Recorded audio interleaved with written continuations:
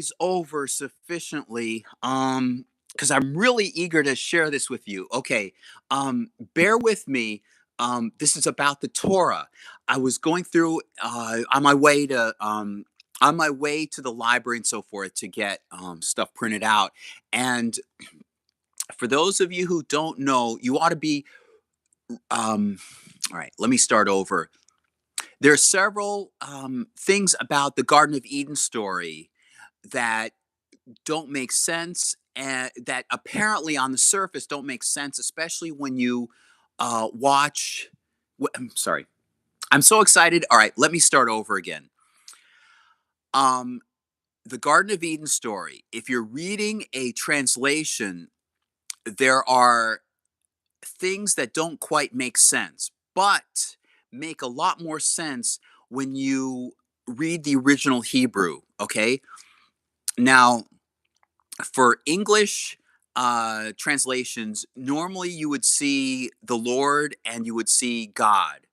Um, in the Hebrew, it's Elohim, and for when you see God in the Hebrew, it's Elohim, and where you see the Lord in the original Hebrew, it's actually Yud He Vav He. What I'm saying is that this has caused a lot of things lost in translation. Okay, so um, religion or people have this misconception about Eve. They blame Eve for the fall in the Garden of Eden story. What I'm saying is that Eve does play a huge role in the Garden of Eden story, but this thing about the serpent lying, or why did God say you would die the day that you eat from the fruit of the tree of knowledge of good and evil?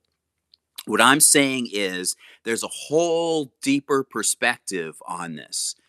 Okay, so in order to understand it better, you have to understand the differences between Yud He Vav He, which is name of the name that's translated into English as the Lord, and the other term Elohim, which is typically in the English written as God. And this Garden of Eden story is the only time in which you see those two terms together, written together as one entity. Um, Genesis chapter 1 talks about the creation of the heavens and the earth, and the third day and the fourth day, and the fish and the air and the birds and so forth. Creation. That's Elohim. Okay, and then comes the section about the Garden of Eden story, and then after that Garden of Eden story comes Cain and Abel and so forth. You have to look specifically at which term for deity is being used. It's not just God; it's which term is used, because at that point it then alternates through the rest of the Torah. It's um, either Yud He Vav He, the Lord, or Elohim, God. Now, I'm going to go back to specifically to the Garden of Eden story. Elohim creates the creates Adam, creates man and woman. I won't say Adam and Eve because that's in the next story. Creates the various animals and birds and so forth, and man and woman, right? And it's specifically Elohim. um, then in the net, and that Elohim seems to be more focused on the mundane, the earth, the immediate physical earth, and Adam is given a specific purpose. Um, that's to dominate the earth. Then hopefully you'll see the difference between the two terms for deity.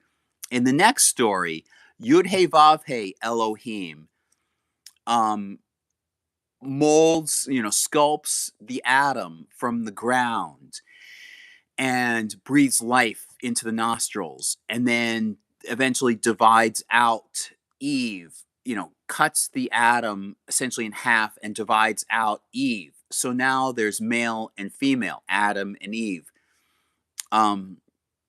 So that's Yud Hey Vav Hey Elohim. So in the first chapter, we have just Elohim creating in 6 days the heavens and the earth, and I could go into that. That's a whole other fascinating discussion. And then in this section, it's Yud Hey, that was Elohim. In this section, it's Yud Hey Vav Hey Elohim. And then Yud Hey Vav Hey Elohim has lots of plants in the garden, and in the center of the garden is the tree of the knowledge, Tov and Ra, good and the opposite of good. And good doesn't necessarily mean moralistic. It means, I would translate it as decent, based on the use of the Hebrew term Tov is in chapter 1 too. It's workable. It's functional. It's able to work. It's decent. So Ra would be the opposite. It's not evil. It's more like not decent. The opposite of decent. The opposite of functional and useful. So the tree of knowledge of what's between decent and not decent. So then this is interesting. It's pleasing. Notice the order of this. It's let me see. It's pleasing to the eye and good for eating. Then in the next chapter, chapter 3, the serpent comes in, and I've been wondering why a serpent, and I'm guessing that it's because the serpent is the closest one to the ground. Okay, notice that the serpent, when the serpent talks to Eve, that um, the serpent asks about Elohim, not Yud Hey Vav Hey Elohim, but simply Elohim. And Eve responds and reverses the order of, it's pleasing to the sight and good for eating. She reverses it and says it's good for eating and pleasing to the sight. And that seems more strategic. There's some commentary that suggests that that's her ego kicking in. Notice the discussion again. Notice the discussion on that. Uh, did Elohim say that? Oh, I think the serpent asks about Elohim, and then she says, Elohim told us that on that day that we eat from the fruit, that we will die. And the serpent replies, no, Elohim knows, I forget the exact words, but specifically Elohim, not Yud Hey Vav Hey Elohim, but simply Elohim.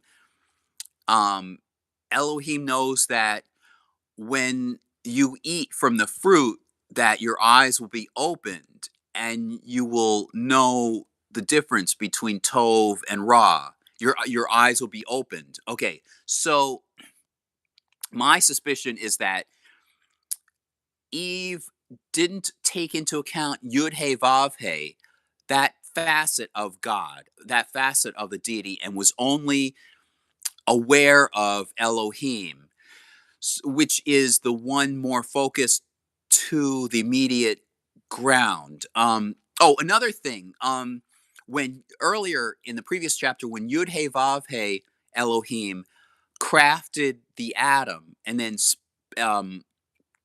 gave the atom a function, this function for Adam is different than the one that Elohim had given in chapter 1. The function that for the man that was given by Elohim in the first chapter was to dominate the earth. In this chapter, Yud Hey Vav Hey Elohim has the atom tilling the ground. So the purpose of creation for Adam is to till the ground, and then divides out Eve to be a counterpart to the Adam because he would be lonely otherwise. Um, so going back to Elohim, I think that Eve and Adam were focused on Elohim only and not the Yud He Vav He facet of Yud He Vav He Elohim. So if you think about it, it's like two facets of the deity, and Eve was only focused on one of them, the most immediate, mundane, the most physical aspect, which would be Elohim only. So then in the next section, Yud He Vav He Elohim walks through the garden, and notice that um, Eve and Adam were both like hidden. They immediately put on their eye. It says their eyes were opened when they ate the fruit, and they immediately noticed that they were naked. Now, a few verses earlier, um, it says that they were naked and they were not ashamed. So now that they've eaten it, their eyes are opened and they're aware of this. And why would they be ashamed? Why would they feel embarrassed? There's something in there. Having eaten the fruit, the fruit of the knowledge of what I would say discernment or sense of separation, being able to see, contrast this from that. Um, Something about that made them feel ashamed, and they immediately covered themselves up with fig leaves. So Yud He Vav He Elohim um, asks the two of them, um, "Who told you that you were naked?" That's a very telling point. Remember, um, they would not be. Yud He Vav He Elohim is not presuming at all. Has no presumption, no cause for presumption that they would know that they were naked. So eating from the fruit would tell them that they were naked. And so they recognized that they were naked. They covered themselves up. And after this, oh, and then I must mention at the end, the curse, which plays a very important part. Yud He Vav He Elohim curses the ground.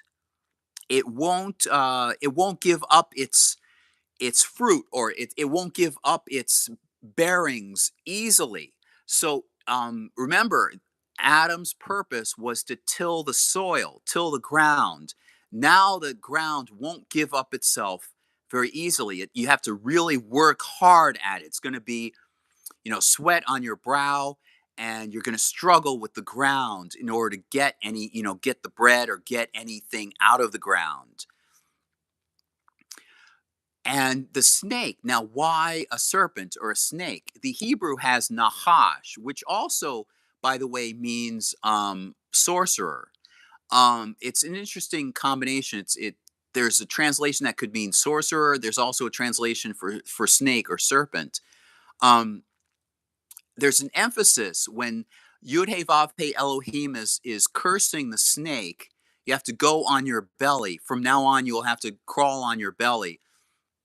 That's the closest to the earth that you can get. I've talked in other videos. I want to talk further about the difference between Elohim and Yud He Vav He. Moshe Kline, in his website, chaver.com, or in his book, Before Chapter and Verse, talks about the separation between Yud He Vav He, which seems to be in the heavens, and Elohim, which seems closer to the earth. Yud He Vav He seems to be more focused on the mind, and Elohim seems more focused on the physical. Remember, the first commandment in chapter 1, Elohim gives is be fruitful and multiply. That's not Yud He Vav He Elohim. That's simply Elohim commanding to be fruitful and multiply. So, what I'm saying is that the two of the Yud Hey Vav Hey and Elohim represent one deity. And after this Garden of Eden story, you don't see them as those names as one entity anymore. You see them as separate, referenced separately in different contexts. You will see Yud Hey Vav Hey focused on the mind, and you will see Elohim focused more on the physical body. So, um, so Adam and Eve are forced out of the garden, and remember, the ground has been cursed by Yud Hey Vav Hey Elohim. Now we come to Cain and Abel. Um, Eve acquired. Now, keep in mind there are two terms: Yud Hey Vav Hey and Elohim. Um, Cain um, says she will name her son Cain and Abel. Cain being, and it's a pun on words if you know the Hebrew, because she acquired a man child with Yud Hey Vav Hey. With Yud Hey Vav Hey, it's more of a cooperation. And remember, the ground is still cursed because of what happened. Um, so Abel and Cain are offering up their first, making their separate offerings. Now, Abel gives of his offerings from animals. I don't remember exactly, sheep or whatever, from the firstlings of the flock. And Cain gives his from the ground. And remember, the ground is cursed. So that might be why.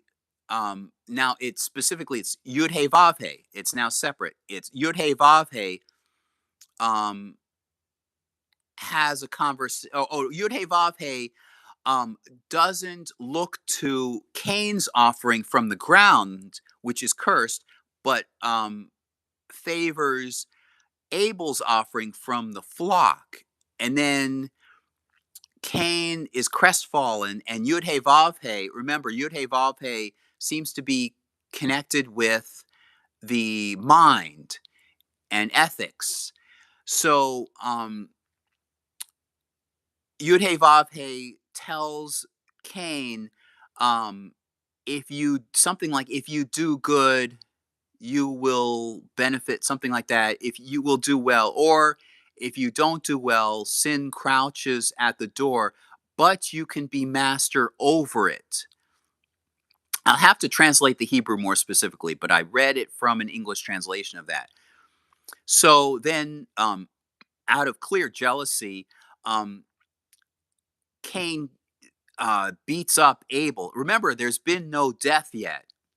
So Cain would not know about death. Abel dies, and it said his blood go. In fact, Yud Hey Vav Hey says that Abel's blood has gone into the ground, the cursed ground, and there's something that people say the mark of Cain, but I don't think they understand what the mark of Cain really is. See, Yud Hey Vav Hey, again, focused on ethics and the mind, asks Cain, "Why are you crestfallen?" And Cain says, "I've killed someone. I have to be a wanderer now. What if somebody were to come upon me and kill me, take vengeance out on behalf of Abel?" So Yud Hey Vav Hey puts a mark on him, the mark of Cain, which is a mark of protection, and says whoever hurts you will get tenfold or sevenfold. So basically, I side with you. This is my protection. Whoever touches you, I will hurt. That's coming from Yud Hey Vav Hey. So then he wanders off. And then elsewhere, like for example in the Noah's story, there are two different terms used. Now Elohim commands Noah. I imagine you know about the story of Noah building the ark. Noah is commanded by Elohim to take two of every animal. This jibes with Elohim focusing on, be fruitful and multiply, more physical aspects of the universe, more physical aspects of life. So two of every animal, presumably male and female, or at least I think it actually says male and female. Then Yud Hey Vav Hey, it says, is insert, then you see little insertions of Yud Hey Vav Hey saying, take seven animals, or seven of each kind, or whatever. Seven is a symbolic number. It's not related to male and female at all. So it's seven of the clean animals. So Elohim, remember, Elohim says take two of every animal, male and female, presumably. Yud Hey Vav Hey is focused on the command, well, the ethics and mind and so forth. He will be the one later on to give the commandments to Moses. So already he's focused on commandments. So he says clean, and for clean, read kosher. You may know Jews eat only certain animals, and other animals are deemed unclean, like ritually unclean. So, don't eat pig, don't eat certain animals, don't eat fish that don't have scale, that lack scales and fins and so forth. There's certain animals that Jews are commanded not to eat, and that's covered in Leviticus. Well, earlier on, Yud Hey Vav Hey tells Noah to take seven of the clean animals. So that's very different from Elohim, which is who has just told Noah to take male and female of every animal. So Elohim is focused on reproduction. Elohim is focused on preserving these animals to be able to repopulate the earth after the flood. And Yud Hey Vav Hey is focused on, we've got to make sure we get seven of the clean animals. So there's also an earlier part just before that where you remember, so Cain and Abel. So Cain lives, Abel dies. Cain goes on to have a lineage, have animals afterwards. I mean, sorry, have generations after that, 7 generations total. And so, meanwhile, Eve says, I have gotten another seed from Elohim, and then therefore I'll name this new child Seth. And that's a play on words. So remember, Eve has acquired a man child with Yud Hey Vav Hey. And that storyline, that Cain and Abel storyline, that is an allegory, that's a teaching about, that's a story about jealousy and philosophy. However, yeah, after that, that's Yud Hey Vav Hey. Then after that, she gets a seed from, so it's a gift from Elohim. And then that lineage from Seth is where we get, the popular 10 generations, until it's Noah being the 10th generation from Adam. But there are parallel generations. There are 7 from Cain and 10 from Seth. And right after Seth's birth, it says that's when men began to call upon the name Yud Hey Vav Hey. Keep in mind, this is the lineage from Elohim. It's interesting that it says they call upon the name Yud Hey Vav Hey, which is from the other lineage. I'd have to look into that further. So thank you. Thank you to everybody, by the way, who's been saying hi. Especially Rebecca Schmidt. I noticed that you had subscribed to my channel. Thank you very much.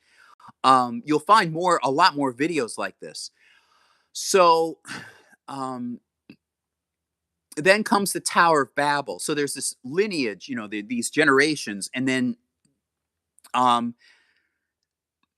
they decide to gather together and make a name for themselves, lest they be, scattered, or lest they be forgotten, something like that. They want to make a name for themselves, so they make a tower.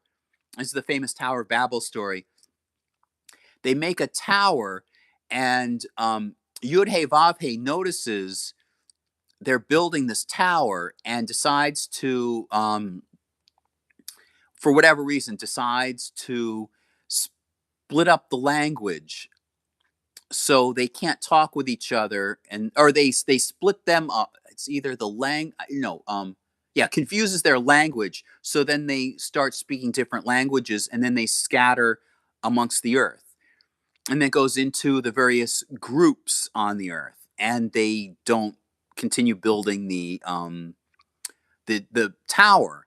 Um, I have this question: why did Yud Hey Vav Hey do that? Um, I think that the answer to that lies in understanding differences between Yud Hey Vav Hey and Elohim further. But I hope that you get my concept in this video. You have to understand in context. It makes the Garden of Eden story easier to understand. Um, Yud Hey Vav Hey Elohim, I suspect, wasn't lying when he said that on that day that you eat from the fruit, you will surely die. I think it has something to do with Eve and the serpent only referring to Elohim instead of. It's as if Yud Hey Vav Hey has this wisdom or understanding, and Elohim doesn't. When you combine the two, you get that wisdom. Without that, if you just focus on Elohim, you don't know the full context. And that's the full context that the serpent wasn't referencing and that Eve wasn't aware of. Um, Let me see.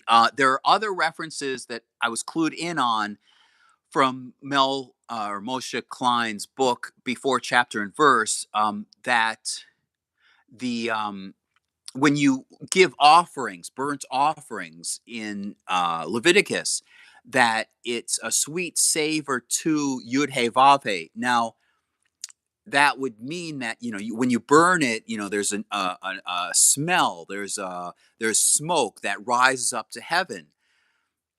So Yud Hey Vav Hey would be in this like heavenly realm up above, um, and there I could go on into that. Yud Hey Vav Hey is also the one that later, as I said, gives the mitzvot, the commandments, to Moses, um, and those are more ethical concepts rather than Elohim, which gave fewer commandments. The first one being, you know, be fruitful and multiply, dominate the earth, and so forth.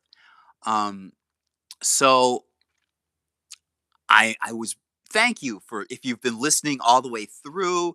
I'll talk about this later. I just wanted to get my thoughts out. If it's your birthday, happy birthday, and I hope you're having a good Saturday or whatever day you're watching this. And if you want to help out my channel, go to vvproductions.media. There's a shop. It's clearly labeled shop. You can click it and you'll be able to see my apparel I'm selling that has the logo for Visionary Ventures Productions. You can buy stuff. You will certainly be helping out this channel because you'll be all the profits, all the proceeds will be going to, first of all, paying my Verizon bill so I can be able to keep producing videos like this. And I've got some exciting stuff coming out. I've been changing. First of all, I changed the name of this channel from Visionary Ventures Productions to Ideas Between Us. I created some podcasts. There are no episodes yet, but wherever you pick up podcasts, wherever you listen to podcasts, you should be able to listen to these. I've got several audio podcasts in production. The Torah Decoded, which deals with this stuff. um, 80s toy aisle, which deals with history of 80s franchises, um, toy franchises, and I've got several other topics. I've decided to split them off from this YouTube channel so as not to confuse the algorithm. This channel, this is more like my vlogging channel where I talk about interesting topics, like random interesting topics, and topics I'll cover in my other podcasts. But I thought I'd share with you this right now. I'll keep you up to date in this channel, and I'll talk again with you soon. Bye.